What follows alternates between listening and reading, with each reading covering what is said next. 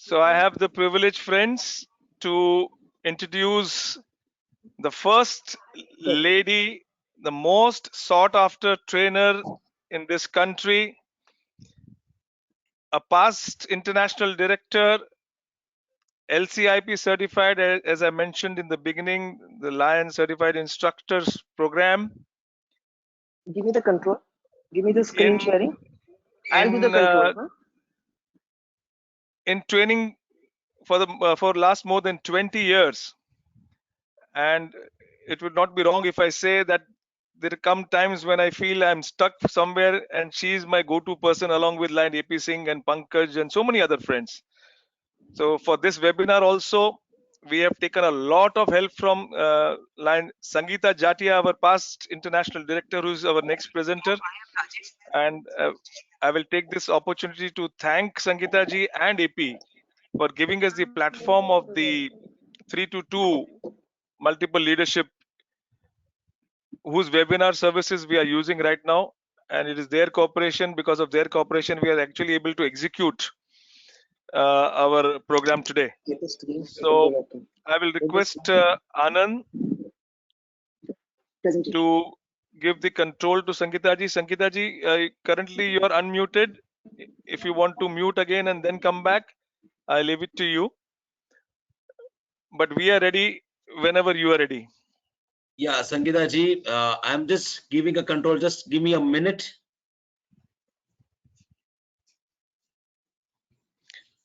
Meanwhile, I must share, I'm getting WhatsApp messages. Rajesh ji, what has happened to you? Why have you changed this?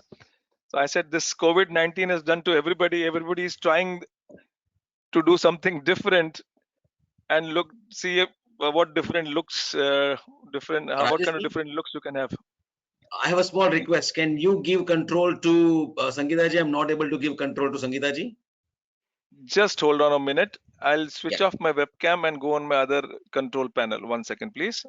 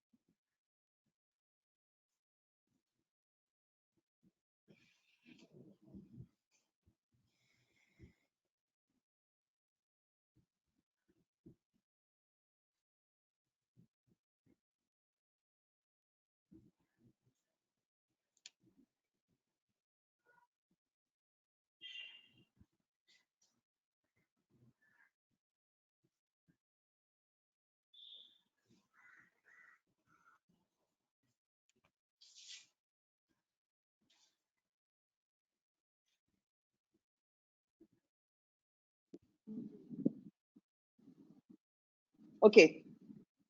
Can you see the screen now? Yes, we can. Sangeeta ji, please go on. Thank you. Thank you so much. So we are here today talking about impactful conversations. And that is exactly what Rajesh and Anand probably thought of when they started on this webinar series. They thought of this learnathon. Why? Because we wanted to have conversations. We wanted to get on and discuss and talk to people in this great lockdown, as we can say, in this wonderful time that we are facing. I call it wonderful because I think it has given us a lot of time to reflect. It has given us a time to think into ourselves, to have conversations with ourselves. And today, that's exactly what we are doing. We are having impactful conversations with ourselves. And today's session is all about how do we converse? How do we not only converse, but we converse impactfully? How do we make that difference? How do we go on? And how do we work our way? Because conversations, in my opinion, are the most important form of work. There's nothing else besides conversations. And today, since morning 9, we've been having these conversations on different topics, conversations on a totally different platform this time. We are not face to face, but here we are sitting in our homes, lounging around and doing just that, talking, conversations. Aren't they so important? But why conversation should be impactful? In earlier days, when we had people just standing around, chit-chatting, discussing things, whether it was school, whether it was office, wherever it was, you would say, come on, go back to work. And we used to worry, what are these guys up to? Why are they just chatting and not really working? But in today's world, if we don't see situations like this, if we don't see people chatting to each other, if we don't see people networking, then we ask, what is wrong? Why are they not doing what they're supposed to be doing? So conversations are so important in today's world, not only for existing, but also for growing. Conversations make us what we are. Conversations are not just words, but what is needed. And what we are going to be talking about today are impactful conversations. Conversations like post-it notes that you see here, that come up in our mind, we remember them. Conversations that go stick into our minds. And whenever we are feeling down, we are feeling happy, or we are just thinking of that person, suddenly it pops up.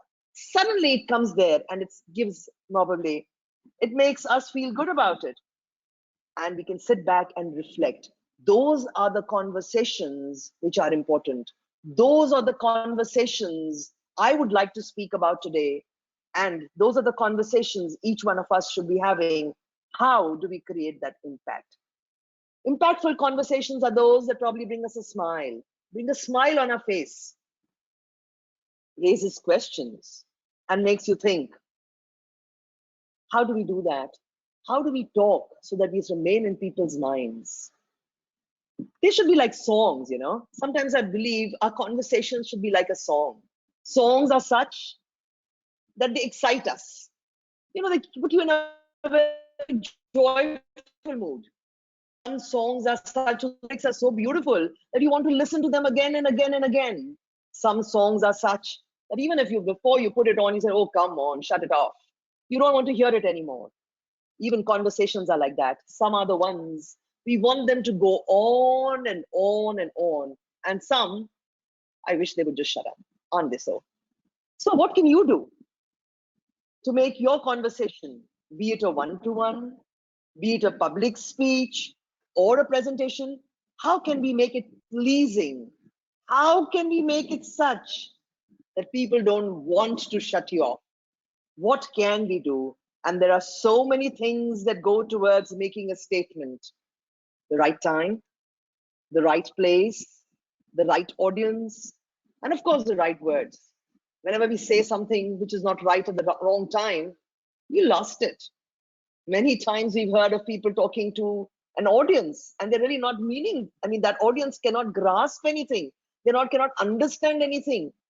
That is when the conversation, be it however powerful, it may have a lot of powerful words, but it does not go and really resonate with the audience. So you've got to have the right time, the right place, the right audience, and of course, the right words. That's what goes to making a good conversation. How many times has it happened to you that you said something and nobody even listened to you?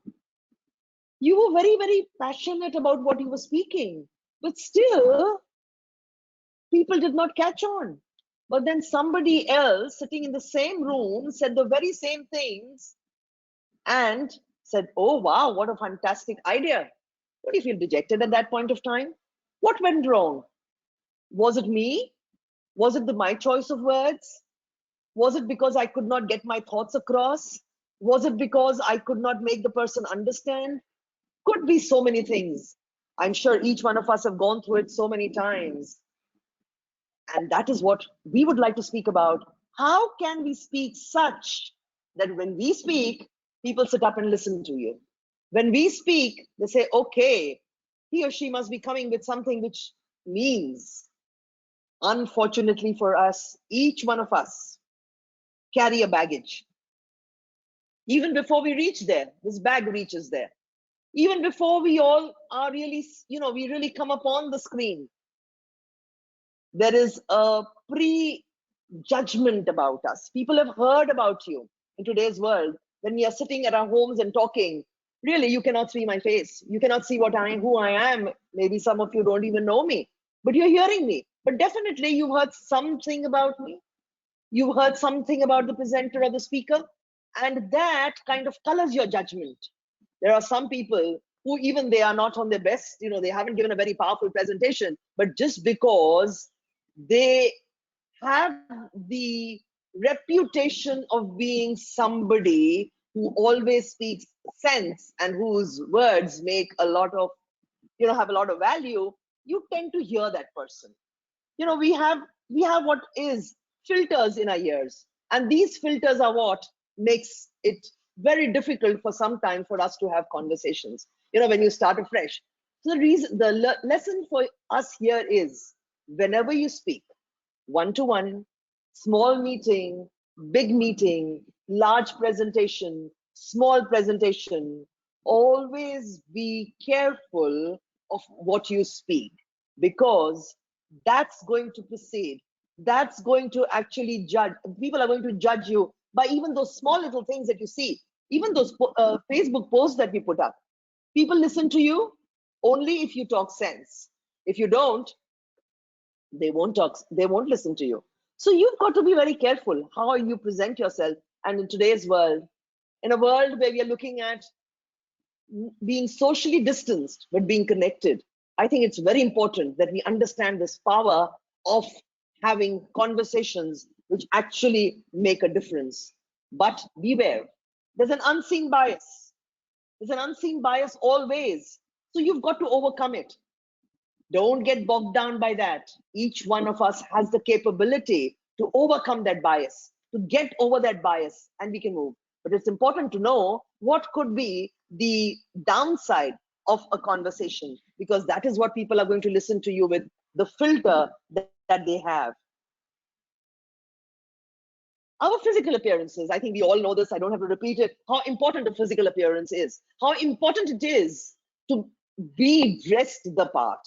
Even today, when we are not seeing each other, it is important that we are all dressed up properly, not for the sake of the camera, but I would say for the sake of our own selves, for the sake of being more confident, wearing or being, good looking at a time when you feel you're wearing good clothes, or you feel you're good, you look in your mirror and you say, wow, that's good. That gives you a confidence. And when you have that confidence, your conversation has more meaning, has more passion. It comes from your heart. And that's what's needed to make those impactful conversations.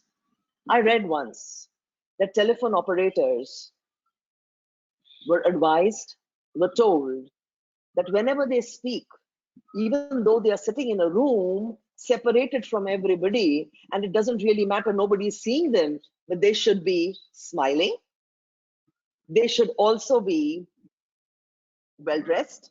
They should sit upright when they speak, just like you would. Use your hands even if nobody's seeing you. That will give your words a lot of power. Being well dressed definitely gives us an inner confidence, and that confidence is even conveyed through a wire. So is your body postures. I can assure you that while I sit and speak to you, I'm also sitting up straight. I'm not lounging around, all because I want to make this session impactful. I want to make our conversation impactful.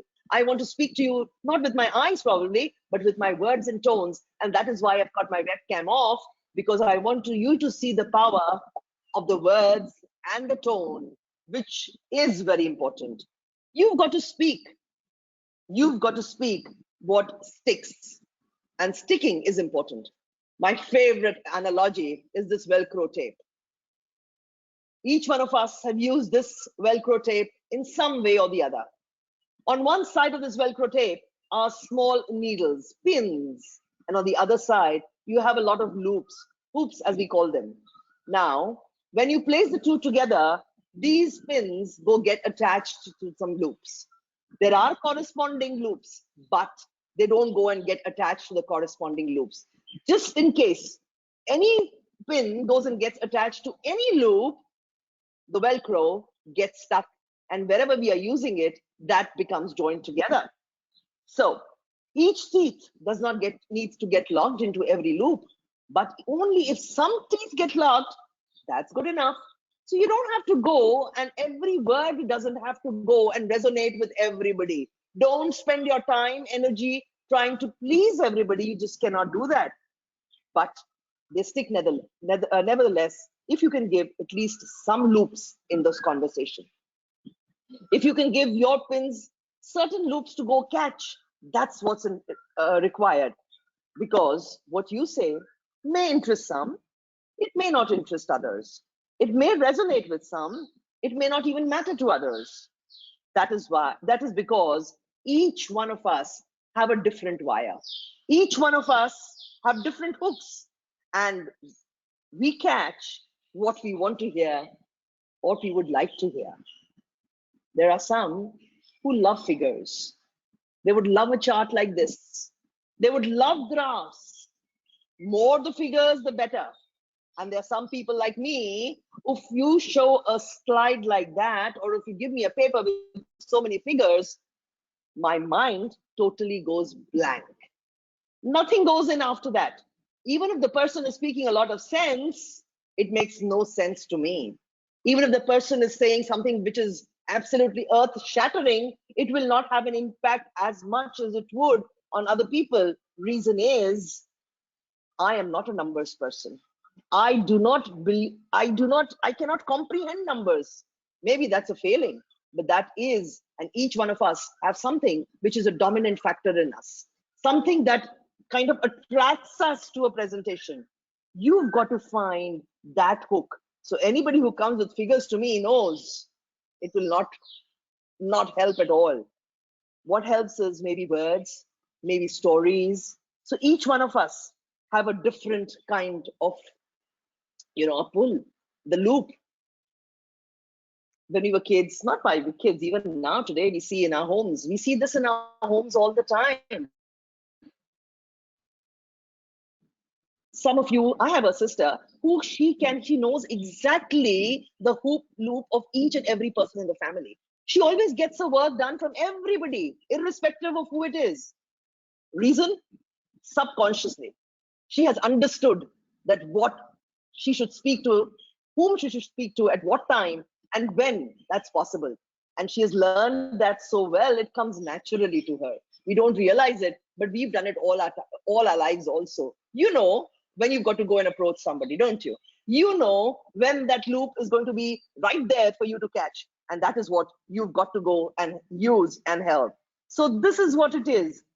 Believe me, that hook, if you know the hook of the person you're speaking to, use that. But you will tell me, in a big audience, what do we do? What will I do? Because I do not know what's the hook of everybody. Definitely you do not. Even if you're speaking one-to-one, and the first point, you do not know who that person is and what that person cares about. So when we give a talk, when we speak, that is why we say it must have a total medley of everything. It must have facts and figures. It should have words on slides. It should have analogies. We try to tickle all the senses, the auditory, the visual, the kinesthetic. You never know what will hook whom. And that is how you've got to go about. So I hope you get it till there. It is important that to have impactful conversations, you've got to keep a mix of all strategies. You've got to keep, it depends on the audience again. What kind of a mix will you have, 60-40? Or will you have a 30-70, 80-20? What will you do? That will depend on some idea you can get of your audience, or not even if you get of the audience. As you speak, you will have to work on the move also. It has to be a live changing. The choice of words is very, very important. No doubt about it. Choice of words and your tone become very dominant in times like this.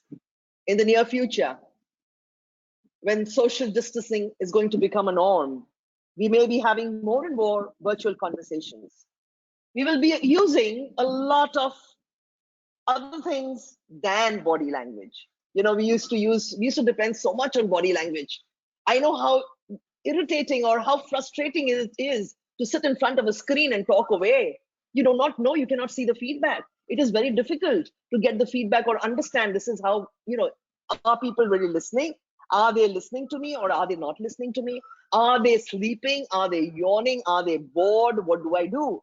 But each one of us today and in today's times, we will all have to learn, how do we make that change in our own selves? How do we make our conversations such that although we lose the power of body language, we do not lose the power of the impact that we can create? Again, a lot of our conversations may be the written kind. Many times when I'm having a written conversation, suddenly I feel, I'm just doing a WhatsApp message or a text message or an email. I get something from somebody and I feel, oh, this seems that they are annoyed. Now, does the tone of voice also travel through a WhatsApp message or a text message? Believe it or not, it does. And today, what is becoming very important is not body language, but a social sentiment analysis. We've got to have this technology of social sentiment analysis. We'll have to learn this now. After body language, this is going to be the next big thing that we need to learn, because the choice of words will actually convey whether a person is annoyed, a person is happy, a person is being sarcastic. So we'll have to learn the tricks of reading through the lines. You heard that phrase, haven't you? And now it really makes sense. You've got to read through the lines. You've got to understand. You've got to understand the reaction. And you've got to be very careful, because if somebody misunderstands you, that's going to create more miscommunication than anything else. You've got to be very careful in your choice of words. You've got to be very careful in how you tone your message, be it a voice message, be it a written message. The tone of your voice is very important. Sometimes you feel that if I speak very loudly or if I speak, I can make more of an impact. It's not true. Sometimes softest words have the maximum impact. Sometimes when you really have to scold somebody, do it softly, don't explode, and you watch that person's reaction. Will be absolutely stunned. My God, that person is really, really annoyed. You have to play. You have to play with the tone of voice. You have to play with the choice of words. You have to play with your actions. You've got to keep that body language going, even if you can't see each other, because that body language is going to be conveyed through your presentation, through your words as you move ahead. Conversations can be very impactful if we can make them emotionally intelligent. Now, what is emotional intelligence? I think all of us know about that. We've heard about how we need to care about people. So what do? The heart and the mind needs to come together. The heart and the mind comes together. If we use both of this together, then only can we have a sparkle in somebody's eyes as we speak. Because you do not know, again, whether the heart will matter or the mind will matter. Some people believe in the heart, some people believe in the mind, some people love a combination of two. Some people have a more dominant heart than a dominant mind. Some people have a more dominant mind than they have a dominant heart. So we don't know whom you're speaking to. So you've got to be emotionally intelligent. You've got to make it such that when people hear what they want to hear, we love our names. We love the sound of our voice. We love these things. We love to hear what actually interests me. If today this topic interests you probably, and that's why you've joined, the only reason why you've joined is because you want to make your public speaking skills more impactful, because you want to make your conversations more impactful. I have to give you tips which will make it more impactful. If I don't, the numbers will start falling out. And this now it's very easy to fall out. In a virtual classroom, in a virtual situation like this, you can just get off, have a cup of tea. And I know it's lunchtime right now. I bet many of you are getting ready with your lunch or having lunch actually. You can do just that. That's the fun of being on a virtual platform. The fun of speaking, hearing, even when you're not hearing. You can be there, but this is not what we want people to do. I would like the conversation that we have, each of our conversations, each of the words that we utter should be such that they have an impact. So you've got to craft your message, craft your conversation so that you will be able to reach people much more effectively. And that is what is having impactful conversations? How do you craft it that way? What do you do?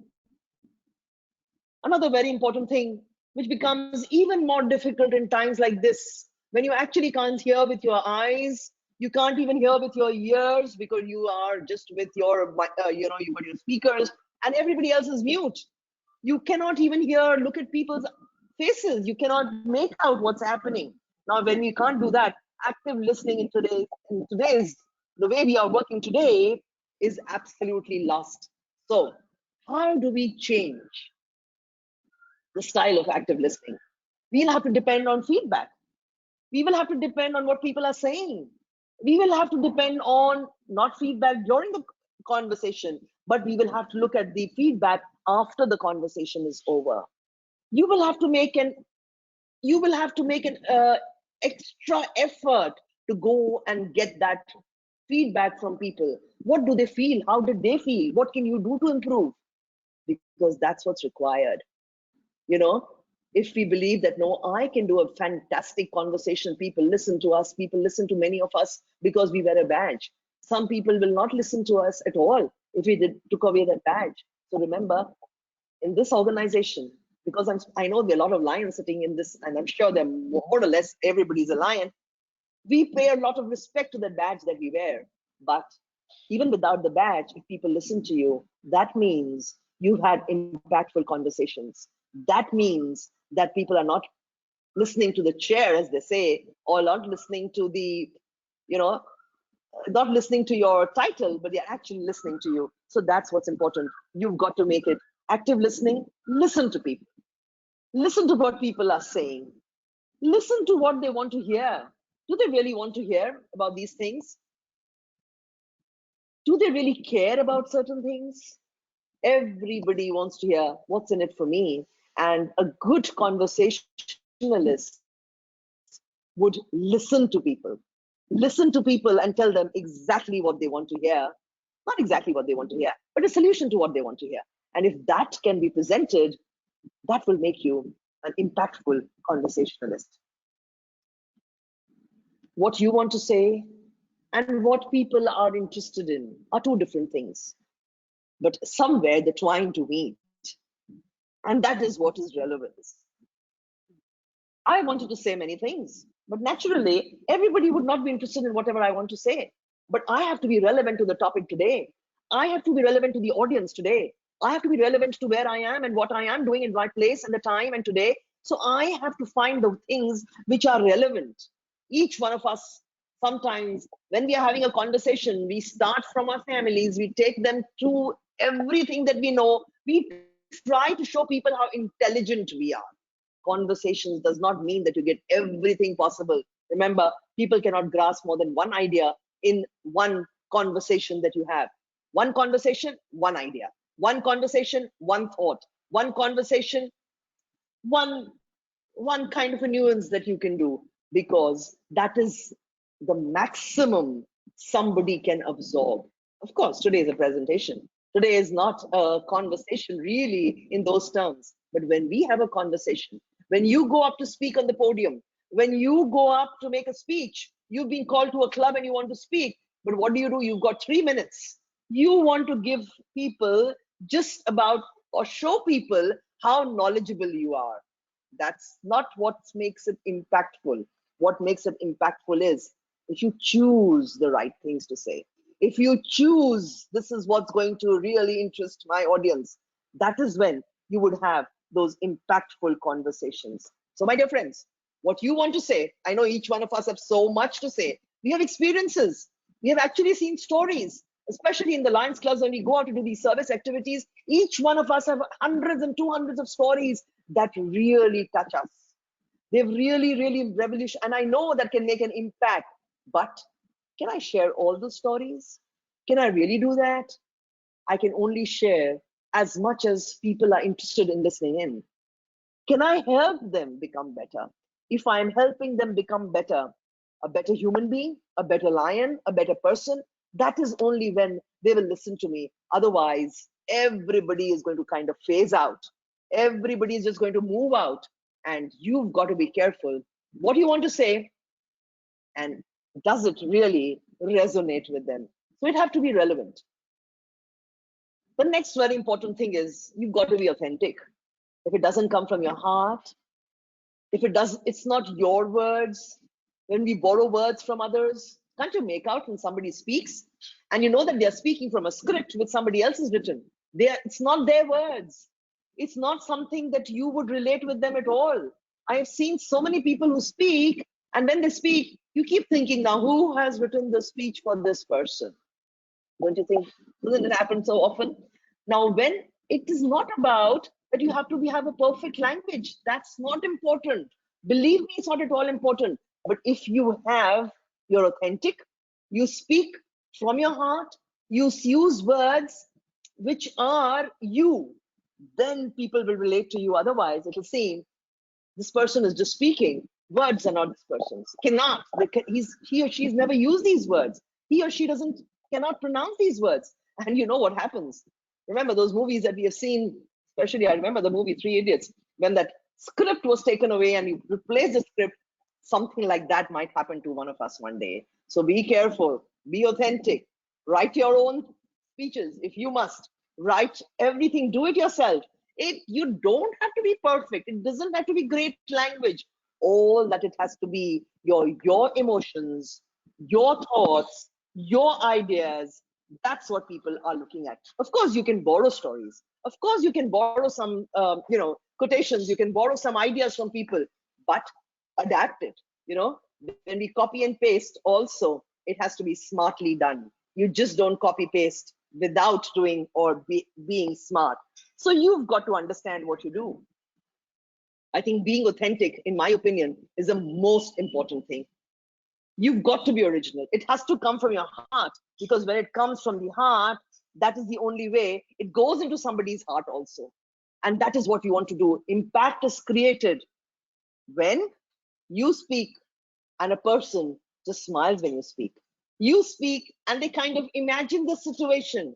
They can well understand what is happening. All the senses start playing. And that is what you've got to be, what to create. You've got to be authentic. You've got to speak your own words. You've got to use your language. That is needed. Integrity. You say something and you do something else the next moment.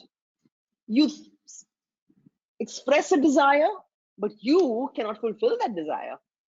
There is where integrity comes in. So you've got to walk the talk, as they say. You've got to show the talk. You've got to show it, and you've got to walk it. And it's a very, very common phrase, and actually it is the most important phrase also. You've got to do it. You've got to live it. If I say something and in the very next moment, I don't behave in that manner, that kind of takes it away. I tell you, there are some people who, when they go up on stage and speak, you don't even feel like listening to them because you have seen them behaving backstage the way they are. And then you wonder what a lot of drama they are doing. And normally those drama works very well in huge audiences. But when we are working in an organization like ours, that drama never works. Drama is important. After all, public speaking or conversations are not drama. Public speaking can be drama. But when we are having a conversation, you cannot put up an act. You've got to be your part and you've got to do your part. When we speak, you've got to listen. You've got to show people that you care. You've got to show people that, yes, it matters to them what they are thinking. It matters to you what they are thinking. You've got to listen to people. You've got to pause. You've got to hear them. And if you can give them that respect, then they will give you that respect also. To show you care in every way possible, in every nuance possible, in every word that you use, in every action that you do, you are giving people the respect. If you respect people, people will respect you also. Of course, the use of positive phrases, creating trust, asking for validation, this is all very important. But what I really, really want to stress on is the stories, emotions, which again make stories stick. Stories have become very important. In today's world, conversations are all about stories. conversations and stories are kind of becoming synonymous. You want to have, in every conversation you want to have stories. I'm just hearing Pankaj a few minutes back, and he was trying to relate everything through a story. Why? Because stories are something which stick to our mind. Stories are what actually stay, and that is why our global action team of Lions Clubs International is now saying, if you really want to succeed, if you want that little support that you give us some stories, because they know stories is what they can use for social media. Stories is what moves the entire audience. Stories is what will get us more members. Stories will get us the traction that we require in this organization. Stories is what will move the members who are not active to become active. If they hear and they see those stories, then they will actually make a difference. Stories, normally when you speak, when you share information, it's always normally a very flat experience. But when you add stories, it adds texture. There's excitement. Your talk becomes alive. You have something, people start imagining that situation. And the moment people start imagining that situation, they respond to that. And the moment they respond to that, what happens? You have an impactful conversation. In fact, when you tell stories, people will relate to you. They will trust you. They will promote you. And also, they will listen and they will agree and they will believe in you. They'll buy any story that you give them if you can catch the emotions with stories. Stories are the key to success and the key to conversations. And whoever can tell a good story does not mean that you start from the end and you go to the other end. It must have a moral. It must resonate with what you're saying. It must link with what you're the message that you're trying to get across. Sometimes I've heard people say stories, and after a while you wonder, why did that person use that story? How did it connect to this topic? So you've got to make very sure, just because you've got a very good story and you want to share it, that's not it. It has to resonate. It has to get together. It has to mean something. It has to have a moral. It has to lead to your conversation. It has to add value to your conversation. It has to make your conversation more impactful. Use stories, my dear friends. Use stories as much as you want. Use stories, but remember, stories can be about yourself, but not too much about yourself. Stories, if you laugh at yourself, you cannot laugh at anybody else when you say a story. It's all right to laugh on your own self. That helps people understand that you are not a superwoman, you are not a superman, you are an ordinary person. That is important. But don't ever make a story where you're laughing at somebody else. You can only laugh at yourself. Be very careful the kind of stories you use. We cannot be disrespectful to just anybody, because if you're disrespectful to even one person, you lose your audience. You lose your credibility. You lose your integrity. And once you've lost your integrity, people lose trust in you. The next time you go up to speak, they're not going to listen to you. That filter is going to come in place, and that filter is going to be more stronger, more thicker, and those words will just not go in. So, emotions make stories stick. But remember, if you have to go from point A to B, don't go in those loops and loops and loops. Some of us go from loops and loops and loops, and you forget where B is, or the time gets off. You were given 5 minutes to speak, and you are just halfway through, and then you don't know how to conclude. Remember, whenever you speak, keep it simple. Keep it straight to the point. Nobody has the time anymore. In fact, we are in an age when we talk of abbreviations. In an age when I was probably studying, and the age that we are in, probably I'm not so familiar with the abbreviations. But look at our kids. Look at our grandkids, what they are doing. Only using abbreviations all the time. Why? Because they want to get to the next thing. They do not have the time. Of course, this pandemic has taught us one thing, is that we have a lot of time. But whatever you say, there's so much still to do. There is so much happening. So keep it simple, keep it short. And remember, your conversations, those conversations should be impactful. They should be ones where it really, really, you can lose sleep for. Conversations should be such that people feel, oh yes, I don't mind staying up tonight because I want to hear that conversation. You want to make sure that you can make that difference. Your conversations need to be impactful, my dear friends. There are so many things that you can do, but in today's world, in today's circumstances, what we need to really talk about are that we've got to have impactful conversations in a different way. We'll have those conversations. We'll definitely do those conversations. We'll keep talking, but on a different platform. We'll keep talking, we'll keep discussing things, but we cannot use this body language that we've used so happily and so freely till now. We'll have to change our ways. We'll have to become more word-oriented, our tone-oriented, and the way we do things. Thank you so much for this opportunity, and I look forward to any questions anybody might be having. Rajesh, Anand, I'm done. In just a minute, I'll get you the questions.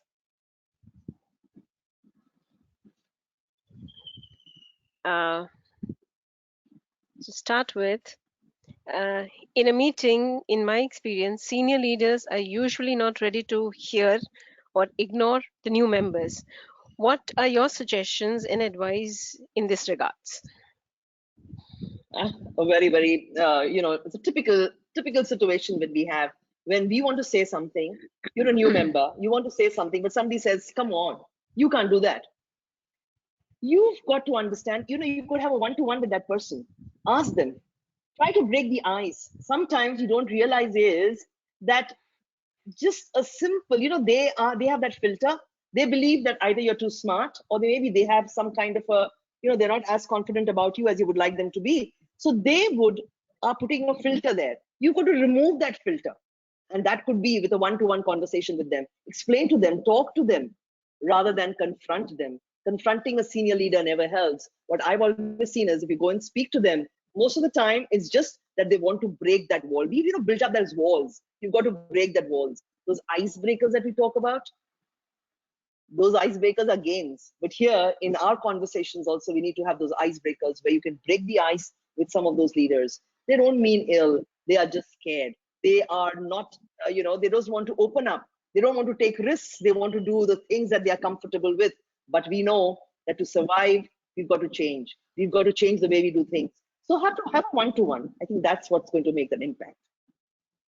Well, a lot of this, the next question is already answered in your question. However, I think they want to go a little deep because they're asking how to develop bonding between the old and the new members.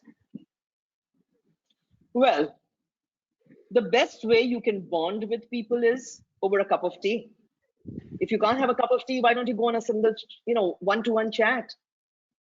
When you talk about other things than lions, maybe ask them what interests them. Maybe you'll find something which resonates. Maybe they have a hobby which you can relate to. Maybe you can help them in some other way. The moment you can get that connect, people will listen to you. That hook that I spoke about in that Velcro tape, you've got to find that hook. Everybody has a hook. There's nobody without a hook. And if you are a good conversationalist, you've got to find that hook. So find it. It's the same way. You've done it in your families. You've done it with your elders. You've done it with your sisters, brothers, everybody. Do it with the Lion members also. They are the same human beings. They are the same people. Thank you very much. The next question is, there is always a conflict when a presenter, when he or she wants to speak what is relevant, which requires research, and what is authentic and original thoughts. How to balance? Of course, you cannot expect the presenter to be authentic or original in everything. I did not mean that you cannot use somebody else's theories. You can, but then give them the credit. You can use somebody's ideas and build upon it. What I meant by being authentic was that you've got to speak from your heart. When if you don't believe in it, I don't believe in something, but I speak about it. I'll give you an example. I was very bad at delegating. Delegation did not come easily to me. I was always, one person who used to always like to, a control freak, you could call. I would like to control everything I can do myself. I still have that to a certain amount, even now, even after all these trainings that you do. And when I used to speak about delegation, I always saw that whenever I spoke on delegation, I could not bring that kind of power to my talk. I never could do that. Why? Because I wasn't speaking from my heart. Actually, I wasn't doing what I was speaking. And when I learned the art of delegation, little bit, maybe I'm not still not proficient in it, but even now I don't dare go near delegation or dealing with delegation because I know I would not be authentic over there. So that's what I mean by authentic. If you don't believe in it, don't speak about it. If you don't know enough about it, don't speak. It might be relevant, but you can always say that I do not know everything. This is a research I picked up from this and so and so. People will respect you for that. You know, today, that is what Google is all about. We go there and we hunt out things, we find things, and that's perfectly all right. It doesn't mean that every thought has to be an original thought. It can't be. It's not possible. Thank you. The next question is, how can the tone be ascertained in social media, especially WhatsApp, as many a times the same sentence may hold a different tone? That's it. Very difficult. As I told you, we have a new science developing, and very soon, each one of us are going to be studying that. Is going to be how do we socially understand these social words? How do we, how do we understand? Like just like we all understand body language today. So how will we understand those? The choice of words have to be very, very up. They're going to play a very important role when we write out these messages. When we give out these, these text messages, WhatsApp messages, Facebook messages, our tone, somehow the other, if you're annoyed to write something, your tone will come through. Haven't you seen that?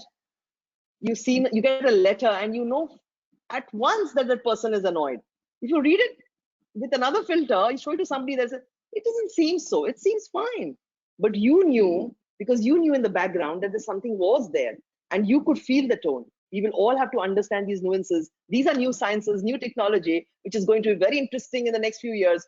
There's already a lot of research on it, and I would urge you, go there, read about it. I don't think I can talk about it in this session, but it's very, very interesting, no doubt. The next thing after body language, for sure. Thank you. You're in mid of an address to the audience. Someone from audience interrupts and questions you. Do you really immediately reply, or reply later, or at the end of your presentation? It all depends on what is the format. Sometimes if you keep answering questions, what happens is you get derailed because one question leads to something else. A question may lead you to some other, another second question also. So what I would prefer would be normally when you're having a large presentation, I would say, let me speak first, and then we can have the question answered. But when it's one-to-one, of course, if you don't take validation, you don't take people, they'll get bored. They want to listen to you. So it depends what kind of audience you are, what you are talking about. Is it a discussion? So conversations is not only about giving a speech, it is about also speaking one-to-one or speaking in a smaller group too. So it depends. It's all circumstantial. And that is why we say situational leadership is the most important thing. Active listening, my dear friends. Thank you. How to impress someone close family member who always ignore us even if we aren't wrong at any point? Same with those seniors, the past governors that we spoke about.